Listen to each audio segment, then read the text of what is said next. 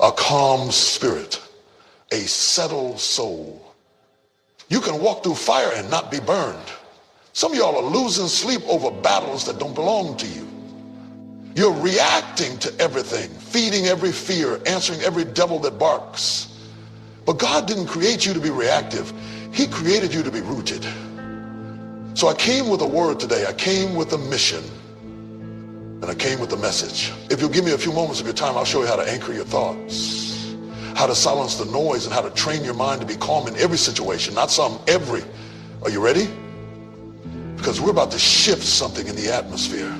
We're about to take authority over anxiety. And we're about to walk into the peace that passes all understanding. You know, one of the most misunderstood things in this life is the power of stillness. We live in a world that praises noise. It rewards the loudest voice in the room. It promotes hustle, chaos, and constant motion as if peace is something for the weak. But I came to tell somebody today, stillness is not weakness. Stillness is strength. Stillness is the sign that you know who you are and whose you are and whose you are. Stillness means you are rooted deep enough to know that storms can come, winds can blow, and waves can rise. But you're not moved because your faith is anchored in. Some of y'all been told you always have to respond. You always have to clap back. You always have to defend yourself. But let me ask you something. What if your silence is louder than your words? What if your refusal to panic is your protest against the pressure? What if the enemy's greatest frustration is that no matter what he throws at, I don't know who this is for today, but somebody walked in here carrying chaos in them now. Your spirit is noisy. Your heart is racing. Life has been loud lately, and peace feels like a stranger you once knew. But God sent me here to tell you, you can train your mind to be calm in every situation. You see, calmness is not weakness. It's not passivity. It's not giving up. Calmness is power under control. Calmness is strength wrapped in stillness. And if you ever want to win in this life, if you ever want to hear God clearly, think clearly, love clearly, you must first learn to be calm in the chaos. Because storms will come. Oh, they will come. I wish I could promise you a life without storms, but that ain't the truth. Life will shake you, people will try you, pressure will press you. But when you have a trained mind, be the promotion. Calm before the healing. Because if you can't trust God in the valley, you won't really praise him on the mountaintop. Let the world scream. Let the storm roar. Let the haters talk. Let the bank account drop. Let the timeline get messy. I made up my mind. I'm staying still. I'm staying calm. Not because of what I see, but because of what I know. And I know that God is with me. I know that he's still on the throne. I know that he's never lost a battle. And I know that no weapon formed against me shall prosper. You've got to stop giving your peace away so cheap. You're letting too many things rent space in your head for free. Every opinion, every delay, every setback gets a reaction out of you. But when your mind is trained, you know how to choose your battles. You don't fight every fire. You don't. You remain calm. See, when your mind is untrained, every little thing becomes a trigger. Somebody rolls their eyes at you, now your whole day is off. The bills pile up, and now you can't sleep. A delay happens, and suddenly you're doubting everything. That's a sign that your mind is being led by the moment instead of being rooted in the master. Because when your mind is trained, you don't let external situations determine your internal posture. Let me remind you, Jesus was asleep in the boat during the storm. The disciples were losing it. The wind was howling. The water was crashing. But Jesus, asleep, calm, at peace. Because he knew something they didn't know. He had authority over the storm. And I came to tell you, when you know who walks with you, you don't panic over what's around you. When you know that God has never failed you, you can lay your head down in the middle of the fight and rest like it's already finished. That kind of peace doesn't come from wishing. It doesn't come from pretending. It doesn't come from numbing yourself or distracting yourself. No, that kind of peace is trained. That kind of calm is built. You've got to make up your mind that I will not be moved. I will not be shaken. I may cry, but I won't collapse. I may tremble, but I won't give up, because my stillness is not a sign that I don't feel it. It's a sign that I've trained myself to trust God in it. Some of y'all been waiting for the chaos to stop before you calm down. But can I tell you something? Peace doesn't come when the situation changes. Peace comes when you change. You've got to learn to be calm before the breakthrough. Calm before. You chase every storm. You don't need to explain yourself to everybody. Sometimes your peace is your testimony. Sometimes your calmness is your clapback. Sometimes your silence is your sermon. There's power in being unbothered. Not because you're numb, not because you don't care, but because you've decided to protect your peace like it's sacred, because it is.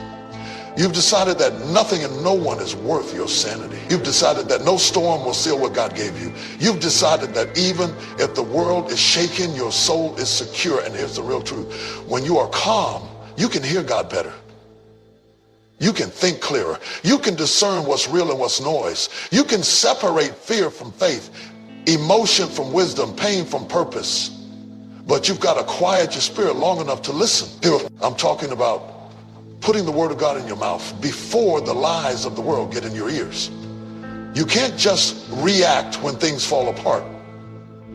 You've got to build a life that's rooted in peace, rooted in truth, rooted in discipline, so that when the storm comes, it finds you already grounded. That's what spiritual training looks like. It's not dramatic, it's not flashy. It's consistent. You train your mind by shouting into the storm. You train your mind by sitting in stillness and learning how to hear God whisper. You train your mind by telling yourself the truth over and over again until it drowns out every lie. You train your mind by choosing to focus on what's eternal instead of what's urgent. Because everything urgent is not important. Everything loud is not powerful. And everything scary is not real. Ending. We're spiritually reactive. We wait until we're panicking to pray. We wait until we're hurt to listen. We wait until everything's falling apart before we try to stand firm. But let me tell you something. Peace is a discipline. Calmness is a muscle. And if you don't strengthen it in private, it will collapse in public. Every moment you spend in worship is not wasted. Every time you say no to the flesh and yes to the spirit, you're training your mind. Every time you resist the urge to lash out and instead sit in the presence of God, you're building calm. You're telling your soul, we don't live by feelings. We live by faith. And don't get discouraged if it doesn't happen overnight. Training takes time. Your thoughts have patterns. Your reactions have history. But just like a muscle, the more you work on it, the strong. When your mind is untrained, you can't tell the difference. That's why you need to do the work before the weight hits. You need to plant peace deep in your spirit so it can't be uprooted by pressure. You need to rehearse the promises of God so that when the enemy starts shouting fear, your spirit shouts back with faith. You don't wait until the diagnosis comes to declare your healing. You declare it every morning before anything goes wrong. You don't wait until you're broke to start speaking abundance. You speak it when you have little so that it becomes your mindset no matter the season. You don't wait until somebody betrays you to talk about forgiveness. You walk in a posture of forgiveness daily so bitterness doesn't take root. That's how you train your mind. That's how you stay ready. The problem with too many of us got to sit still long enough to hear heaven speak. Some of the breakthroughs you're waiting for are delayed. They're drowned out by the noise in your mind. And until you get still, until you get calm, until you train your mind to rest in the promises of God, you'll keep reacting instead of responding. You'll keep panicking instead of praying. You'll keep spiraling instead of standing. So today, We're flipping the script. We're rewiring our response. We're taking authority over anxiety, because this peace I have, the world didn't give it, and the world can't take it away. I'm not moved. I'm trained. You can't wait until the storm hits to start preparing your mind. You can't wait until life falls apart to try and build inner peace. That's like trying to learn how to swim while you're already drowning, if you want to be. In the middle of the fire, you've got to train before the flames ever come. You've got to work on your mind before the attack. You've got to develop discipline when everything's going right, so you'll have strength when everything goes wrong. See, preparation is not just physical. It's mental, emotional, and spiritual. It's what you do when nobody's watching. It's how you talk to yourself in the quiet moment. It's what you feed your spirit when life is still. Because the battlefield isn't out there. It's up here. The war is in your mind. And if you don't train your thoughts will train you. You have to build routines of peace before panic knocks on your door. I'm talking about prayer that isn't just reactive. It's daily. I'm talking about waking up and commanding your mind before the day commands you. It gets. Every day you wake up and choose peace, you're getting stronger. Every day you refuse to panic and instead pause and pray, you're getting sharper. Every time you catch your thoughts trying to spiral and you say, no, I'm not going there today, you're reclaiming your mind. You're taking back control. And let me tell you, when your mind is trained, life hits different. You stop giving everything access. You stop panicking over every delay. You stop jumping into every argument. You stop looking for validation in places that once made you anxious. Because your calm doesn't come from circumstances, it comes from clarity. You know who you are. You know who God is. And you know that peace is not something you wait for. It's something you prepare for. There are going to be moments in your life when the world is spinning about your declarations. You've got to make it a habit to speak life, to speak faith, to speak peace until your spirit starts believing it, even on your worst days. What you meditate on will either heal you or haunt you. Some of us are emotionally stuck because we're mentally trapped. We keep circling around guilt, shame, what they did, what we lost, how we failed, and we wonder why peace keeps slipping through our fingers. But peace doesn't live in a tormented mind. Peace grows in a guarded mind, a renewed mind, a mind that's been surrendered to God. That's why the word says, be transformed by the renewing of your mind. Not your situation, not your job, not your bank accounts, your mind. If you don't renew your mind, your circumstances can change and you'll still be bound. You'll still think small. You'll still expect. If you don't catch it, it will lead you. You can't just let fear run wild. You can't let insecurity talk unchecked. You can't let doubt speak without being answered. When the thought comes, I'm not good enough, you respond, I am fearfully and wonderfully made. When the voice whispers, you're going to fail again, you declare, I can do all things through Christ who strengthens me. When your mind says, nobody cares, you remind yourself, God will never leave me nor forsake me. That's how you guard your peace. You speak back. And don't underestimate the power of repetition. The enemy doesn't just attack once, he attacks consistently.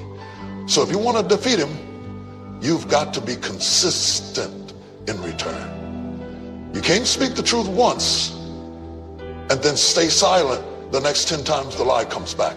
You've got to be disciplined when people are looking to you for answers and everything in you wants to scream. But because you've trained, you'll be able to stand in that moment and say, I've already been here in my spirit. I've already walked through this in prayer. I've already prepared my mind for this weight, and I'm not going to fall apart because I've already trained for this battle. This is why you've got to train now before the storm comes, before the pressure hits, before the trial shows up. Because when you stay ready, You don't have to get ready. You've already built the foundation. You've already armed yourself with peace. And when the enemy tries to shake you, he'll find out. You're already grounded. You can't have a calm life if you've got a chaotic mind. You can't walk in peace when your thoughts are constantly pulling you in 10 different directions. Some of us are not tired because of what we're doing physically. We're tired because of what we're entertaining mentally. The battlefield is not always around you. The real battle is what's happening between your ears. And until you learn to guard your thoughts, you will keep forfeiting your peace. You've got to be intentional about what you allow to live in your head. Every thought doesn't deserve your attention. Every opinion doesn't deserve your agreement. Every fear doesn't deserve your meditation. Because whatever you allow to sit in your mind will eventually settle in your heart. And what settles in your heart shapes your actions, your attitude, and your atmosphere. Some of y'all are living anxious, still running loops in your mind. You got imaginations, not even realities. Imaginations stealing your rest. You're preparing for things that may never happen. You're arguing in your mind with people who aren't even thinking about you. And all of that internal noise is robbing you of the calm that God wants you to walk in. But here's the truth. You have the authority to guard your mind.